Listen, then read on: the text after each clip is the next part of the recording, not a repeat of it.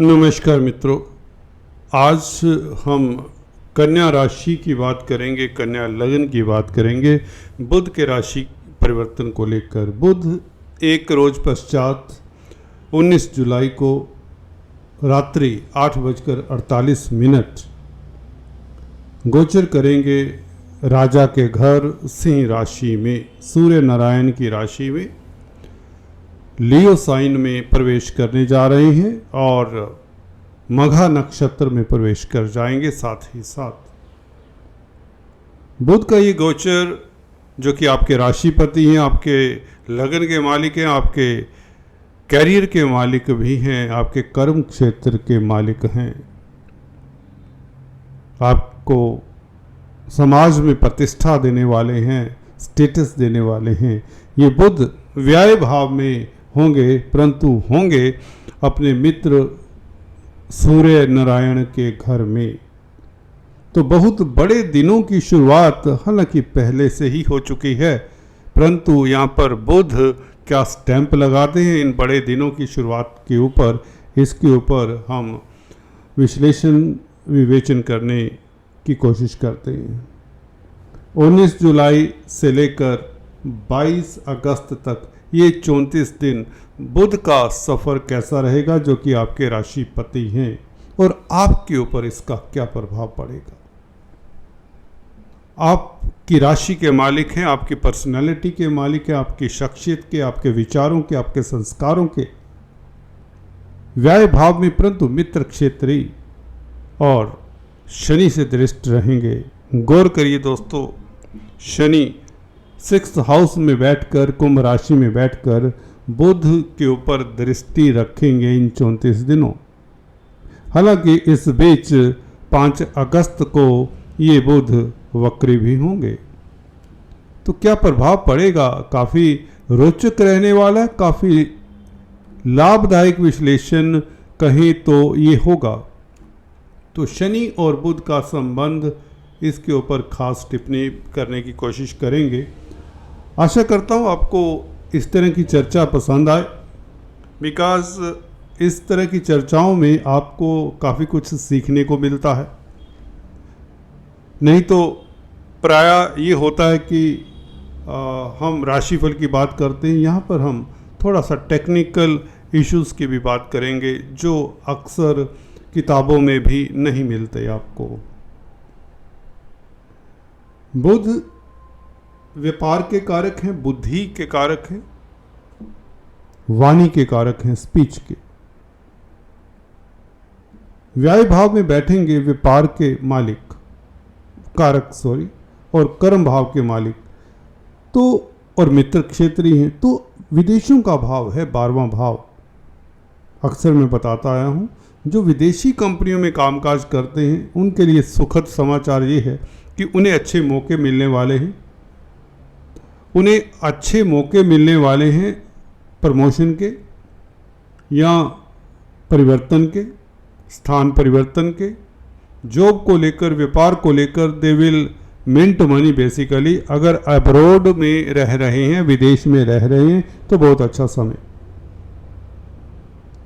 अपने देश में अगर आप कामकाज कर रहे हैं, जहाँ पर आपका जन्म हुआ है वह अपना देश हो गया, भले आप विदेश में पैदा हुए, हिंदुस्तानी हैं,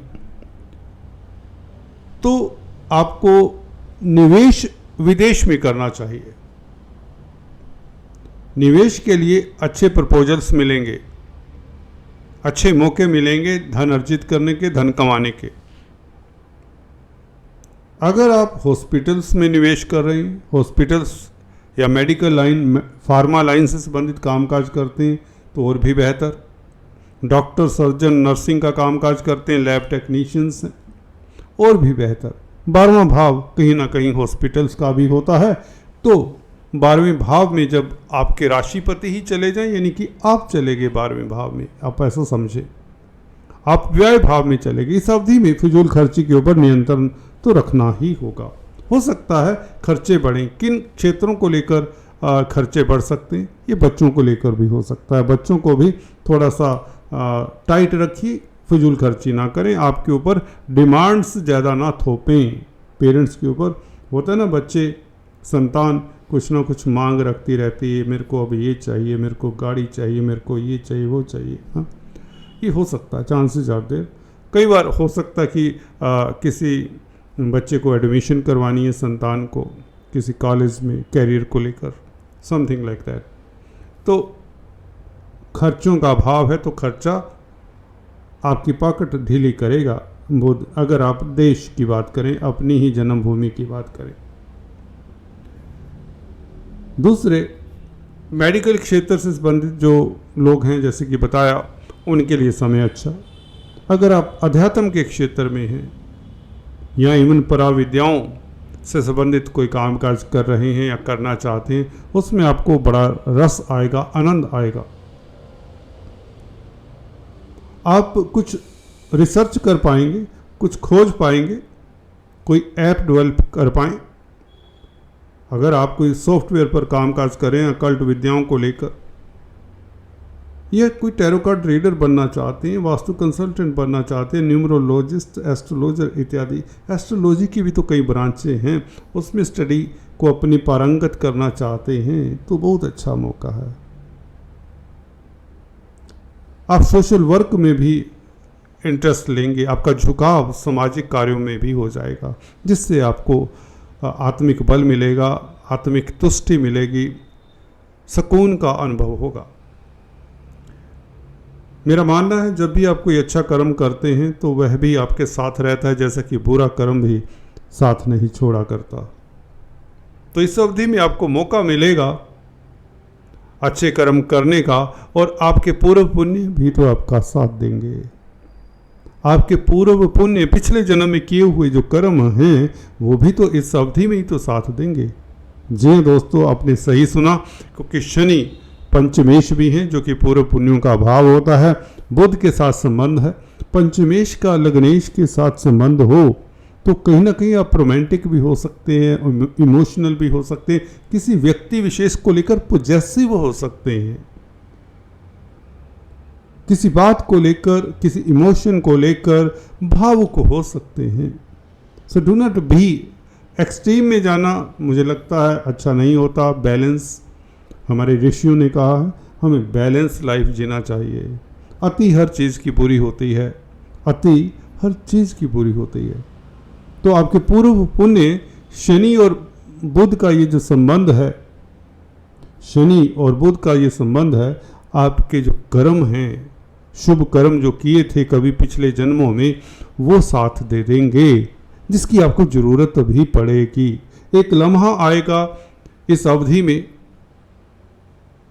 आपकी किस्मत आपको निकाल लेकर चली जाएगी, जैसे खरोच भी नहीं लगने देगी। कई बार होता है कोई चीट करने आ रहा था, वो चीट कर ही नहीं पाएगा, छोड़ देगा, धोखा देना चाहता है। कोई इमोशंस, आपको इमोशनली फूल बनाना चाहता है। 12वां भाव होता है ना, जब 12वें भाव में जिनका लग्नेश होता है, मैंने अक्सर देखा है, या जिनका चंद्रमा होता है, वो इमोशंस में बह जाते हैं, वो प्रैक्टिकल रह नहीं पाते। वो चतुर दुनिया में काम, ये जो दुनिया है ना, बहुत चतुर चालाक मानता हूँ मैं। संसार जिस गति से बह रहा है या हम बह रहे हैं, उसमें बड़े परिवर्तन हो रहे हैं दोस्तों। तो जो भोला भाला व्यक्ति, जिनका लग्नेश 12वें भाव में हो, निष्पाप निष्कलंक हो, कुप्रभाव में ना हो, तो ऐसे व्यक्ति सादगी में जीना पसंद करते हैं, धर्म कर्म में दूसरों के काम आने वाले होते हैं। जब चंद्रमा भी 12वें भाव में हो तो ऐसे व्यक्ति आहत जल्दी हो जाते हैं, मूडी किस्म के हो सकते हैं। अगर इस चंद्रमा या बुध के ऊपर गुरु का प्रभाव हो, for example Guru 4th house में बैठे हैं किसी की कुंडली में, बुध 12वें भाव में बैठे, तो कमाल होता है दोस्तों। तो ये तो बहुत बड़ा राजयोग कारक हो गया कॉम्बिनेशन। सुख मिलेगा उसे विदेशों में, उसे अकल्ट विद्याओं से सुख मिलेगा, अकल्टिस्ट होगा, भविष्य वक्ता होगा, अच्छा वक्ता प्रवक्ता होगा, काउंसलर कंसल्टेंट होगा, जान फूंक देने वाला होगा। ऐसे प्रोजेक्ट्स, ऐसे प्रोग्राम्स ऐसे व्यक्ति को दे दीजिए जिसका 4th हाउस में गुरु हो, 12वें भाव में बुध हो, तो ऐसा व्यक्ति गुणी होगा, गुणों की खान होगा, लर्नड होगा कई विद्याओं में। एनीवेज, हम दूसरी डायरेक्शन में चले जाते हैं। शनि और बुध का संबंध, शनि छठे भाव के भी मालिक है। 6th लॉर्ड एस्पेक्टिंग आपके लगन जो कि 12वें भाव में है। तो इस अवधि में कोर्ट कचहरी से आपको निजात मिलने के योग बनते हैं क्योंकि शनि आपके बहुत बली हैं। अब आप उस स्थिति में पहुंचा सकता है बुध कि हाँ भाई ये स्थिति है, आप अच्छे बार्गेनर साबित होंगे। कोर्ट कचहरी हो, दुश्मनी हो, कर्जा हो, कुछ भी हो, बिजनेस हो, कोई डील है स्ट्रक करनी, you will have a better chance to have a very good deal. तो बिजनेस में भी आपको निवेश के लिए अच्छे मौके, कहने का मतलब अगर आप कोई बिजनेस कर रहे हैं तो उसमें आप संभल कर अपने देश में कर रहे हैं तो अभी रुक जाइए, 22 अगस्त तक बड़ी डील या बड़ा धन व्यय ना करें। अपने देश में, विदेश में करना चाहते हैं इन्वेस्ट, इट्स गुड टाइम।